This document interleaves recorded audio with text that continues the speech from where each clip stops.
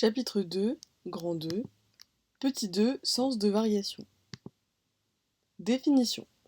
Soit UN une suite définie sur grand N. Première définition. Dire que la suite UN est croissante sur grand N signifie que pour tout N, on a UN plus 1 supérieur ou égal à UN. Deuxième définition. Dire que la suite UN est décroissante sur grand N signifie que pour tout N, on a UN plus 1 inférieur ou égal à UN. Troisième définition. Dire qu'une suite est monotone sur grand N signifie qu'elle est croissante ou décroissante sur grand N. Et enfin, quatrième définition. Dire que la suite UN est constante sur grand N signifie que pour tout N, on a UN plus 1 égale UN. Dans cette définition, lorsqu'on aura des inégalités strictes, on parlera de croissance stricte et de décroissance stricte. Remarque. Pour déterminer le sens de variation d'une suite, il suffit d'étudier le signe de la différence UN plus 1 moins UN, ce que nous allons faire dans les exemples suivants. Premier exemple. Soit UN une suite définie sur n étoiles par U1 égale 5 et UN plus 1 égale UN plus n carré. Je vais commencer par effectuer la différence de UN plus 1 par UN. Je remplace l'expression de UN plus 1 par UN plus n carré et je lui retire UN. Je constate qu'UN moins UN se simplifie et que cette différence est égale à n carré. Que puis-je dire du signe de n carré ? Eh bien, je sais qu'un carré est toujours positif. Conclusion, en appliquant ma définition, je vais dire que ma suite UN est strictement croissante sur n étoiles, car ici j'ai une inégalité stricte. Deuxième exemple, soit Vn défini sur n par Vn égale moins 1 puissance n. Et bien dans ce cas-là, je vais me retrouver dans un cas particulier. Lorsque je calcule par exemple V0, je me rends compte que ce terme est égal à 1. Lorsque je calcule V1, je me rends compte que ce terme est égal à moins 1. Lorsque je calcule V2, je me rends compte que ce terme est égal à 1. Et je me rends donc compte que les termes sont successivement égaux à 1, moins 1, puis 1, puis moins 1, puis 1, puis moins 1. En termes de variation de cette suite, je vais donc dire que ma suite n'est ni croissante ni décroissante. Propriété. Soit UN une suite telle que pour tout entier naturel n, on a UN strictement positif. Donc pour démontrer qu'une suite est croissante, décroissante ou constante, j'utilise ma définition.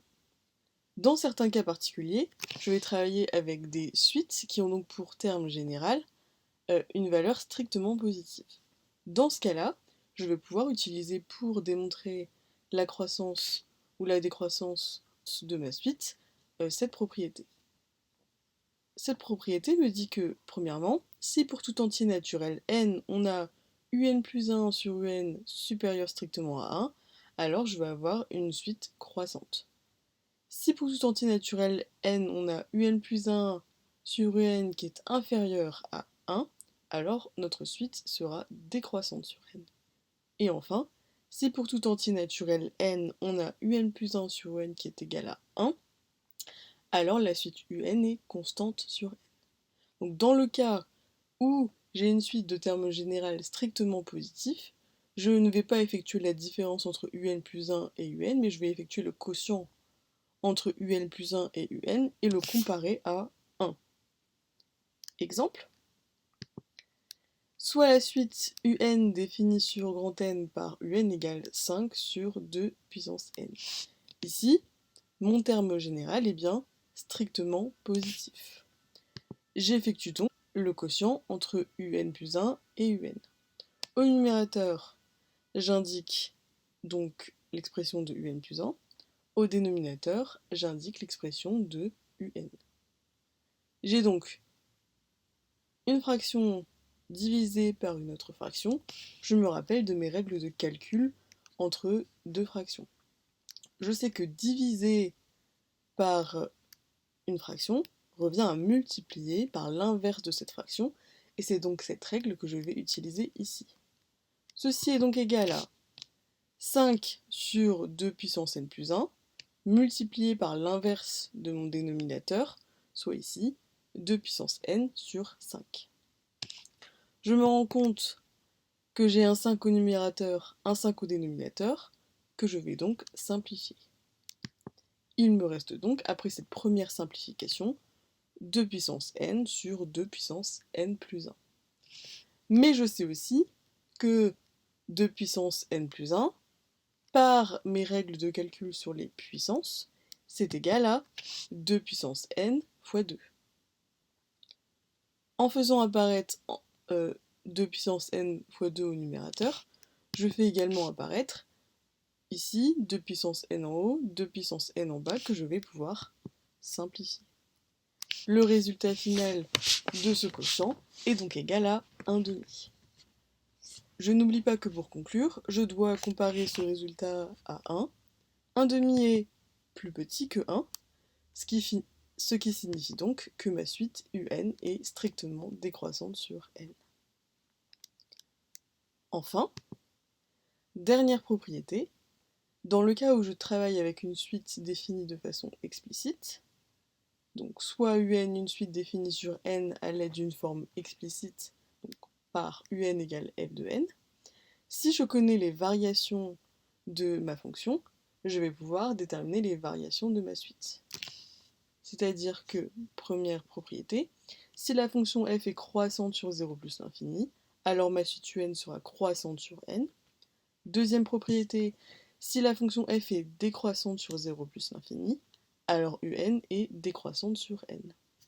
Et enfin, si la fonction f est constante sur 0 plus l'infini, alors ma suite sur n sera constante sur n. Exemple, lorsque je travaille avec la suite un qui est définie sur n par un égale 4n plus 2, ici j'ai bien une suite définie de façon explicite, je reconnais un égale f de n, avec f qui est la fonction définie sur 0 plus l'infini par f de x égale 4x plus 2. f de x égale 4x plus 2, c'est une fonction affine avec un coefficient a qui est égal à 4, qui est donc supérieur à 0. Je sais que si j'ai une fonction affine avec un coefficient a strictement positif, alors je vais avoir une fonction strictement croissante. Qui dit fonction strictement croissante dit suite strictement croissante sur n. Conclusion, ma suite un est bien strictement croissante sur n.